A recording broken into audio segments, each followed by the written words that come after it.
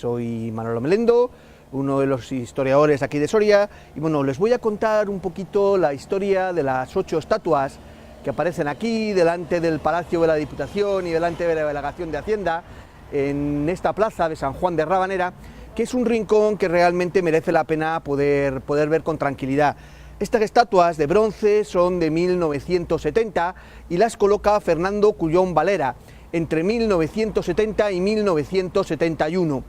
Las dos primeras que se colocaron fueron la de Diego Laínez y, por supuesto, la del juglar del Cid, pero posteriormente fueron colocando las demás. Estamos delante de la estatua de Francisco López de Gómara. Francisco López de Gómara nace en Gómara, precisamente, hacia 1510,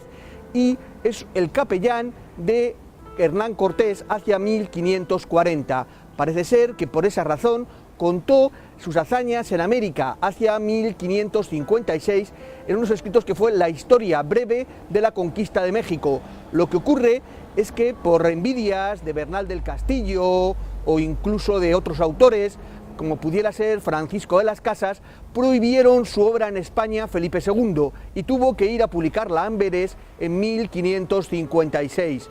Evidentemente estuvo en Roma durante un tiempo, conoció a muchos de los historiadores de la época como Saso Grammaticus y fue uno de los grandes de su época. Murió en Sevilla hacia 1556 y la verdad es que también fue un hombre aventurero que estuvo, por ejemplo, en Argel en 1520 con Carlos I durante la conquista de esa ciudad. Fue un hombre que se movió por muchos ámbitos en la ciudad de Soria y que desde luego merece la pena conocer su biografía. Es una verdadera pena que evidentemente no pudiera publicar su obra en España, sino que tuviera que salir fuera, a Amberes, a publicar sus escritos, ya que las envidias y las reticencias en aquella época hicieron que tuviera que salir fuera de nuestro país. Es muy curioso pensar que en aquella época este hombre hablara con la libertad, que habló en muchos momentos, tanto de religión como de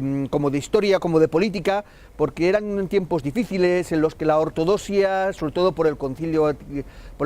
Trento y luego posteriormente en la época de Felipe II, por las luchas contra los turcos o contra los protestantes, pues fuera un hombre que tuviera bastante libertad para hablar sobre todo los temas de historia y de política, y que incluso en algunos momentos se saliera de la ortodoxia, de ahí que al final pues tuviera que acabar publicando su obra fuera de